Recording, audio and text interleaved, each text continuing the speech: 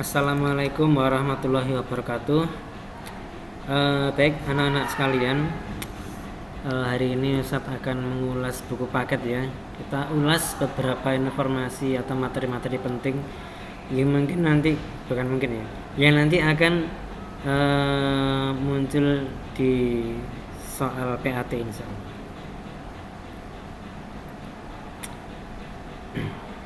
Nah, pertama ini ya, mengenal karya fiksi.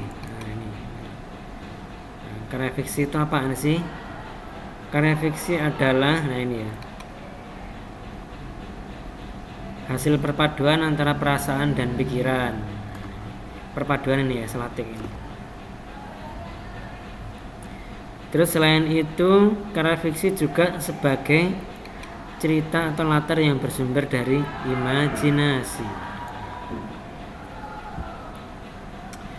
Nah, meskipun karya fiksi adalah cerita rekaan yang bersumber dari imajinasi penulis, ada pelajaran penting di dalamnya. Ada pelajaran penting di dalamnya tentang apa? Tentang cara menghadapi masalah dalam kehidupan nyata. Ini pengertian tentang karya fiksi. Kita lanjut. Ini contoh. Ini kita lewati saja.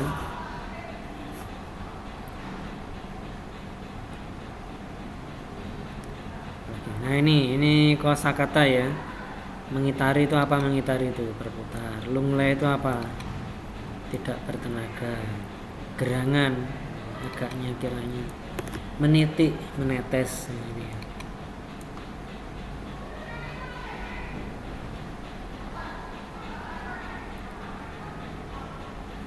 Ini contoh kalimat dalam kehidupan sehari-hari yang menggunakan kata-kata ini tadi. Kita lanjut.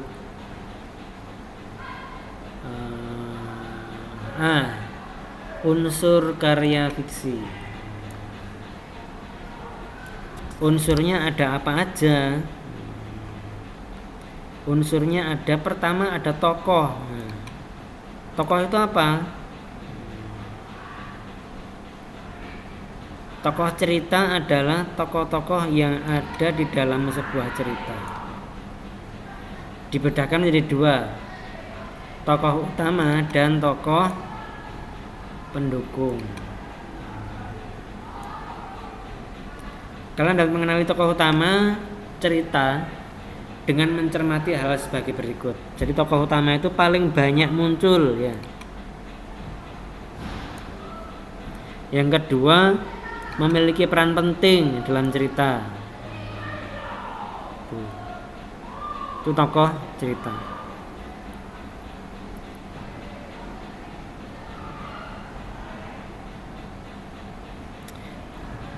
Diingat sekali lagi ya. Jadi yang A sama B ini tokoh utama ya.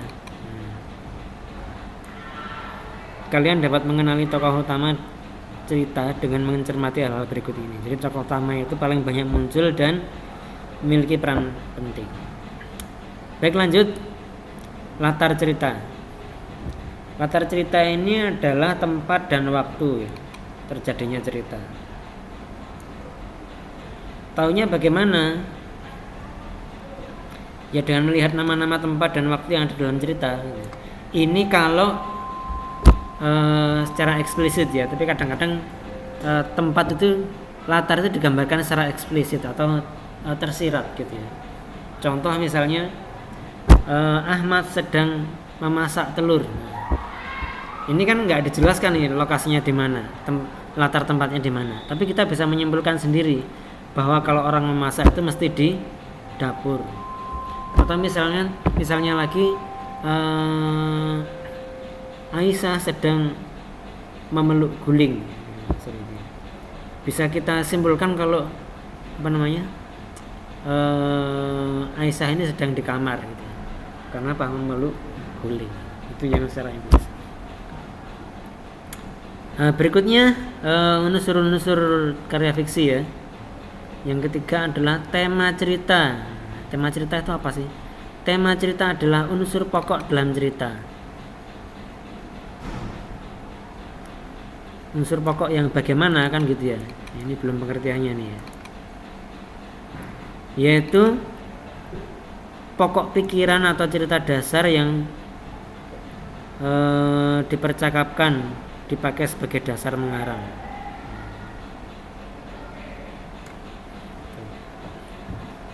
Unsur cerita yang lain adalah alur.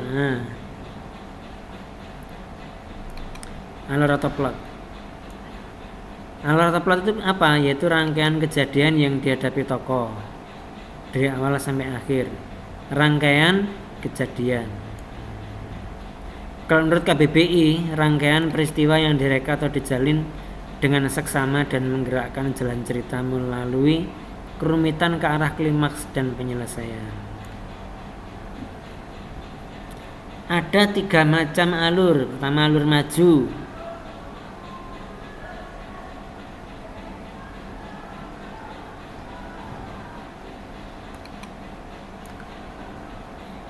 Diawali masa kini.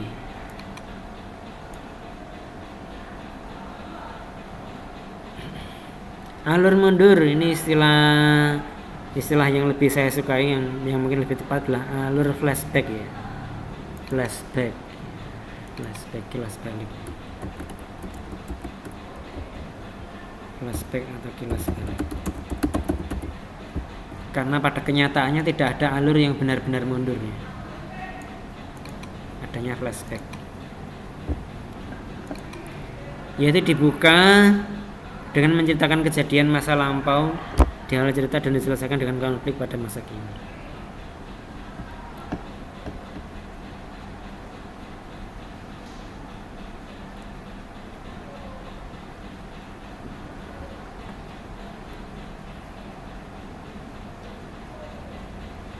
Berikutnya alur campuran. Jadi kadang maju, kadang mundur. Nah, seperti itu. Baik itu, ini saya tidak bisa menjelaskan lebih panjang lagi. Ini panjang kan penjelasannya ya. Nah, cuman ini terbatas ya. Nanti bisa kita bahas waktu ketemu saja. Lanjut ke, sudah itu aja. Ada satu lagi mestinya ini. Enggak ada, ya sudahlah.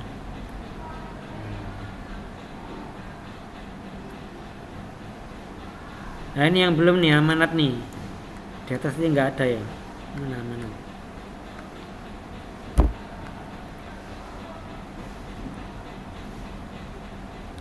Loh, selesai di sini nggak ada amanat. Adalah. Jadi amanat itu mungkin sebagaimana yang sudah kita pahami bersama ya. Amanat itu adalah pelajaran yang bisa diambil dari sebuah cerita ya. Jadi ini unsur-unsur karya fiksi ini. Tema, tokoh, latar, alur, amanat.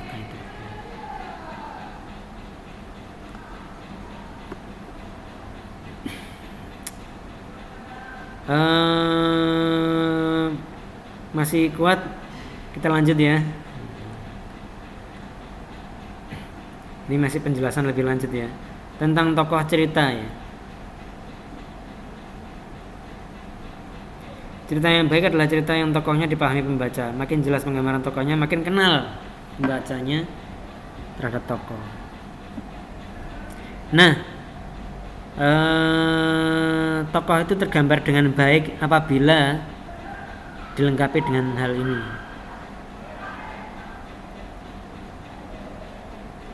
Ada data diri, ada latar belakang, ada sifat-sifatnya. Jadi seorang tokoh itu bisa dipahami dengan baik oleh pembaca ketika 3 hal ini itu lengkap.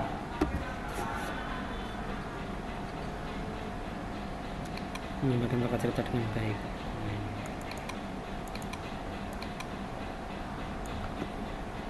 Nah, ini. Data diri, latar belakang, sifat tokoh.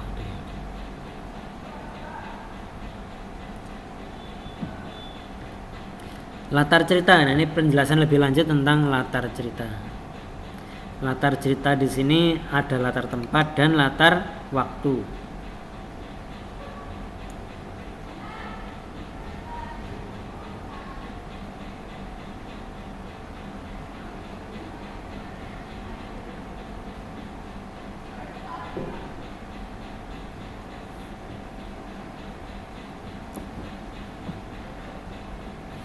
Jalannya masih jalan tanah berlumpur di musim hujan dan berdebu di musim kemarau.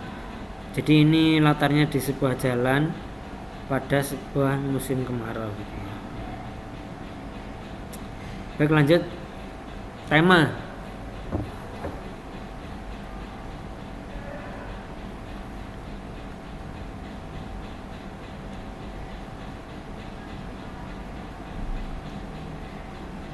Oh, ini tugas suruh baca ini sih.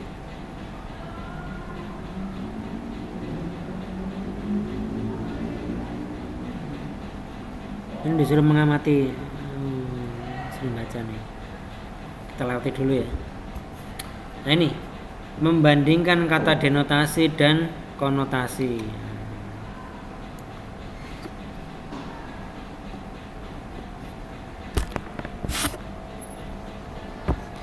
Nah, ini ya.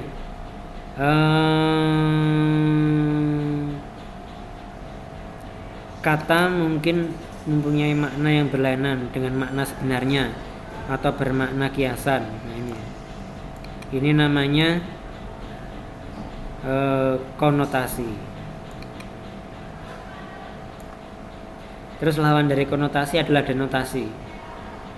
Denotasi itu apa? Denotasi itu adalah makna kata atau kelompok kata yang berdasarkan atas penunjukan yang lugas pada suatu di luar bahasa.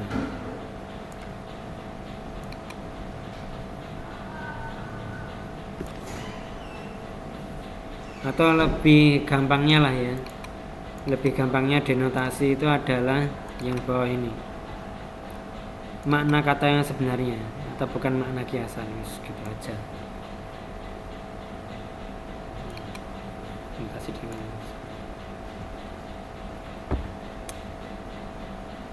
Nah, kita lihat nih sekarang nih.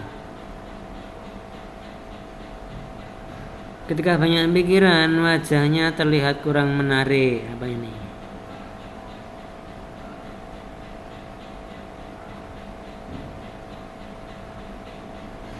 Ada kata terlihat kurang menarik. Konotasi apa denotasi ini?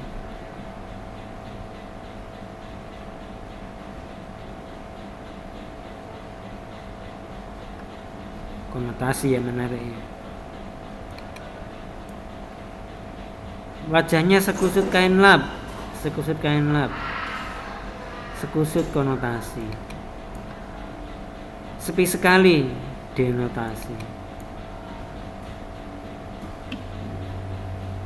Sesunyi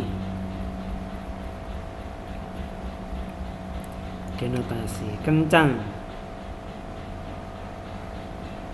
denotasi.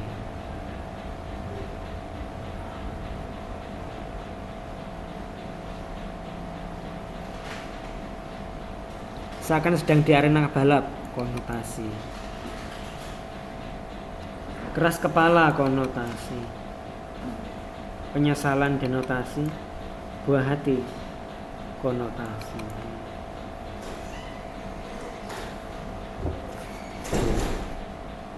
Apalagi nih, kita lanjut. Langkah-langkah menulis resensi karya fiksi. Ini enggak muncul di PAT. Jadi untuk bab karya fiksi ini penjelasan tambahan ini saya cukupkan sampai di sini aja. Baik, selamat belajar. Terima kasih atas perhatiannya sudah berkenan membuka video ini. Jangan lupa like dan subscribe supaya Ustadz bisa menambah konten pembelajaran lebih ini ya, banyak. Terima kasih. Assalamualaikum warahmatullahi wabarakatuh.